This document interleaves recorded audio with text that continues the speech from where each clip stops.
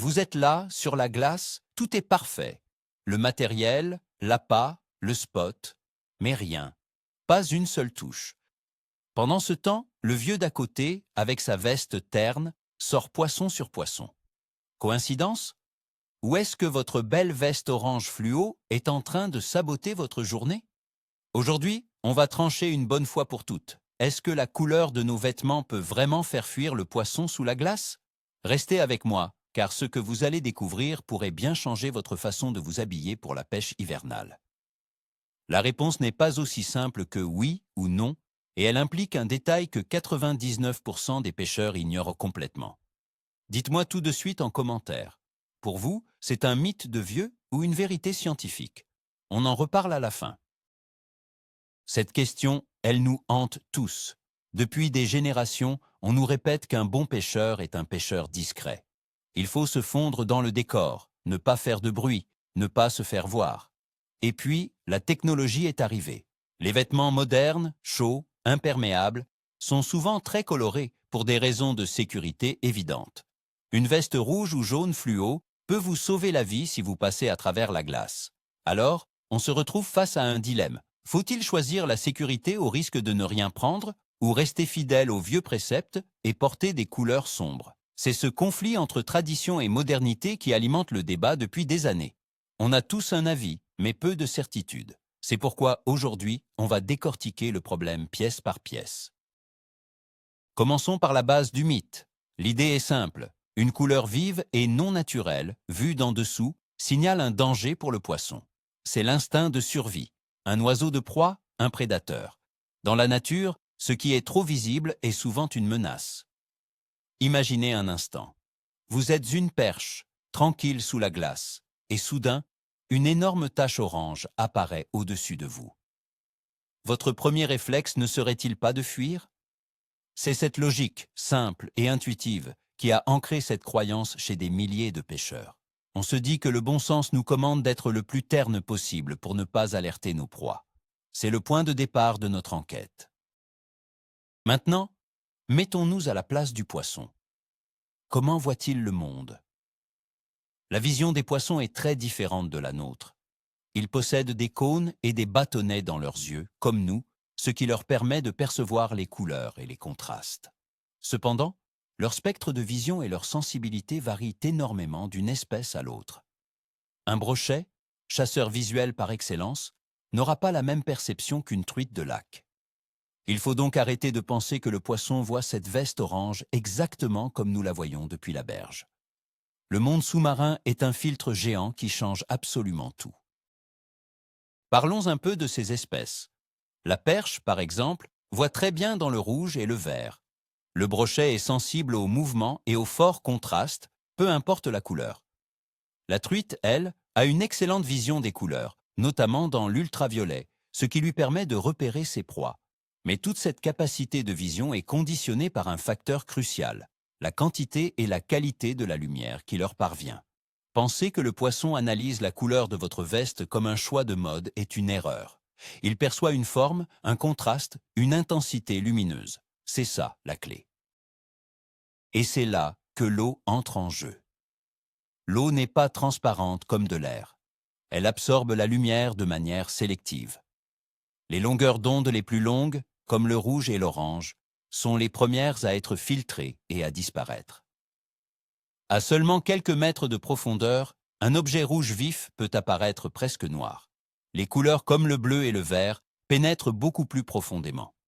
Donc, la couleur perçue par le poisson dépend directement de la profondeur à laquelle il se trouve et de la clarté de l'eau. Une veste orange fluo à la surface n'est peut-être qu'une vague forme sombre pour un poisson qui se trouve à 6 mètres de fond.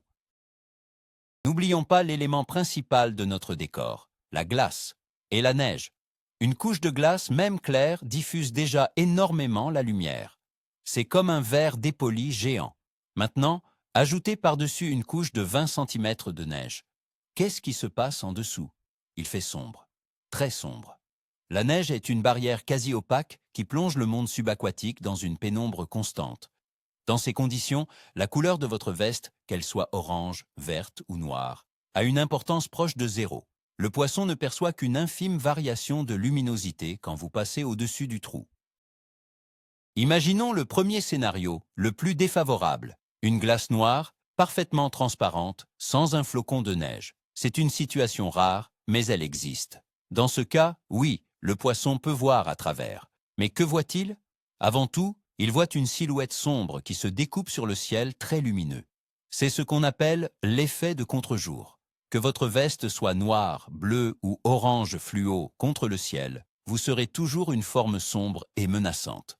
Dans ce cas précis, le vrai problème n'est pas la couleur, c'est votre ombre projetée sur le fond et votre silhouette. Ce concept de silhouette est fondamental. Pensez à un oiseau qui pêche, comme un cormoran ou un héron. Le poisson ne le voit pas en couleur HD. Il voit une forme sombre et menaçante qui se profile au-dessus de lui. C'est ce signal qui déclenche la fuite. En tant que pêcheur, debout ou même assis sur votre seau, vous créez une silhouette immense. Le poisson ne se dit pas « Tiens, un humain avec une veste orange ». Il se dit « Tiens, une grosse masse sombre et anormale au-dessus de ma tête ». C'est pour ça que se déplacer accroupi ou s'allonger sur la glace peut être bien plus efficace que de changer de veste. Maintenant, revenons au scénario le plus courant, une glace recouverte de neige. Imaginez l'ambiance sous l'eau. C'est une sorte de crépuscule perpétuel. La lumière ambiante est très faible et très diffuse. Le poisson s'adapte à cette faible luminosité, ses pupilles sont dilatées. Il est surtout sensible au contraste et au mouvement. Dans ce contexte, la seule source de lumière intense vient d'un seul endroit, votre trou. C'est comme un puits de lumière qui perce l'obscurité. Et c'est là que tout se joue. Ce trou dans la glace agit comme un projecteur de théâtre. Toute la lumière du monde extérieur se concentre dans ce petit cylindre.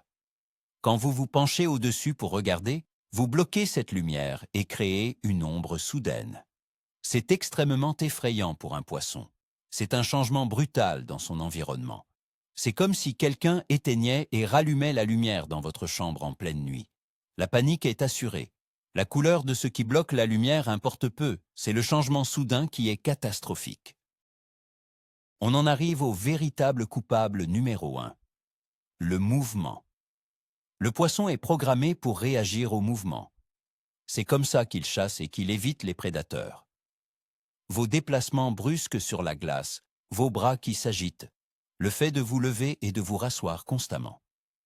Tout cela crée des vibrations dans la glace et des changements de lumière perçus par le trou. Un pêcheur calme, même habillé en arlequin, aura plus de succès qu'un pêcheur en tenue de camouflage qui n'arrête pas de gigoter. La discrétion, ce n'est pas une question de couleur, c'est une question de comportement. Maintenant, attaquons-nous frontalement à la couleur. On a dit que le rouge et l'orange disparaissent vite sous l'eau. Donc, paradoxalement, une veste rouge pourrait même être une couleur de camouflage assez efficace si on ne considère que la physique de la lumière. Elle deviendrait rapidement grise ou noire aux yeux d'un poisson un peu profond. C'est contre-intuitif, n'est-ce pas? On choisit du rouge pour être visible en surface, mais sous l'eau, cette couleur est l'une des premières à devenir invisible. C'est une première fissure sérieuse dans le mythe. Et les couleurs vives comme le chartreuse ou le jaune? Ces couleurs se situent au milieu du spectre visible et pénètrent mieux dans l'eau que le rouge. Elles peuvent rester visibles plus longtemps, mais encore une fois, elles ne sont pas perçues comme jaune fluo par le poisson. Elles sont perçues comme une tache lumineuse, un point de contraste. Si cette tache est immobile, le poisson peut s'y habituer. Si elle bouge sans cesse, elle devient une source de stress. Le problème n'est donc pas la couleur en elle-même, mais l'information qu'elle transporte. Ici, il y a quelque chose de grand, de vivant et d'imprévisible. Laissez-moi vous raconter une anecdote. J'étais sur un lac gelé, à côté d'un ami qui venait d'acheter un tout nouvel ensemble de pêche hivernale, jaune et noir, très visible. Pendant 2 heures, il n'a pas eu une seule touche, alors que moi, avec ma vieille veste sombre, je sortais quelques perches. Il a commencé à pester contre sa veste, persuadé que c'était la cause de son échec. Il était prêt à rentrer chez lui pour se changer. Il était complètement convaincu que la couleur était le problème. Le retournement de situation est intéressant. Je l'ai observé attentivement. Mon ami était tellement excité par son nouveau matériel qu'il ne tenait pas en place. Il se levait, vérifiait son fil, changeait de l'heure toutes les 10 minutes, marchait autour de son trou. Il créait un vacarme et des vibrations constants. Je lui ai simplement dit « Assieds-toi, ne bouge plus pendant 15 minutes et attends ». Il l'a fait, à contre-cœur. Moins de 10 minutes plus tard, il avait sa première touche de la journée. Ce n'était pas la veste, c'était son impatience. Pour en avoir le cœur net, des expériences ont été menées avec des caméras sous-marines. On a présenté aux poissons, près d'un appât, différents objets. D'abord un panneau de couleur sombre, puis un panneau de couleur vive. Quand les objets étaient immobiles, les poissons montraient une curiosité prudente pour les deux.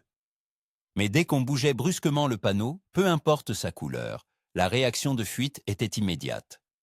Ce qui a été noté, c'est que le mouvement du panneau vif était détecté d'un peu plus loin, simplement parce que le contraste était plus élevé. La conclusion de ces tests est sans appel. Le poisson ne fuit pas la couleur, il fuit le mouvement soudain d'un objet à fort contraste. Votre veste orange, immobile, n'est qu'un élément du décor. Votre veste orange qui s'agite dans tous les sens devient le signal d'un prédateur potentiel. C'est la combinaison contraste élevé plus mouvement qui est la véritable alerte. Une veste sombre qui bouge est donc moins alarmante qu'une veste vive qui bouge, mais une veste vive immobile est bien moins alarmante qu'une veste sombre qui bouge. Le problème n'est donc pas la couleur, mais ce qu'elle révèle. Une couleur vive rend vos moindres mouvements beaucoup plus visibles. Elle trahit votre agitation. Si vous êtes du genre à être parfaitement immobile et patient, vous pouvez probablement pêcher en rose fluo sans aucun problème. Si vous êtes nerveux et que vous bougez tout le temps, même la meilleure tenue de camouflage du monde ne pourra pas cacher les vibrations et les ombres que vous produisez. On s'est trompé de cible. On a accusé la couleur au lieu d'accuser notre comportement. Et cela nous ramène à la question de la sécurité. Porter une veste de couleur vive sur la glace est une mesure de sécurité essentielle. Si vous tombez à l'eau ou si vous vous perdez dans le brouillard, ces couleurs permettent aux secours de vous repérer à des kilomètres. Faut-il vraiment sacrifier cette sécurité vitale pour un avantage de pêche qui, comme on vient de le voir, est plus que discutable? La réponse est évidemment non. La vie d'un pêcheur vaut plus que quelques poissons supplémentaires. Il vaut mieux être visible et vivant que camouflé et en danger. Identifions donc les vrais coupables d'une journée sans touche. Numéro 1. Le bruit et les vibrations. Forez votre trou. Marchez lourdement sur la glace. Laissez tomber votre matériel. La glace transmet ses sons admirablement bien. Numéro 2. Les ombres et les changements de lumière. Se pencher constamment sur le trou, faire de grands gestes. Numéro 3. Un mauvais choix de spot ou d'appât. C'est souvent la raison la plus simple et la plus probable. Avant de blâmer votre veste, avez-vous pensé à ces 3 facteurs? Le verdict final est donc le suivant. Non, votre veste de couleur vive n'est très probablement pas la raison de votre manque de touche. Le mythe repose sur une mauvaise interprétation du comportement du poisson. Ce n'est pas la couleur qu'il craint, mais le mouvement, le contraste et les vibrations que vous produisez. Une veste terne ne vous sauvera pas si vous êtes maladroit et bruyant. Une veste fluo ne vous pénalisera pas si vous êtes calme, patient et discret dans vos mouvements. La clé de la pêche sur glace, ce n'est pas le camouflage, c'est la discrétion comportementale. Donc, pour résumer, non, votre veste orange ne fait pas fuir les poissons à elle seule. Le vrai coupable, c'est le contraste combiné au mouvement brusque ainsi que les vibrations que vous émettez.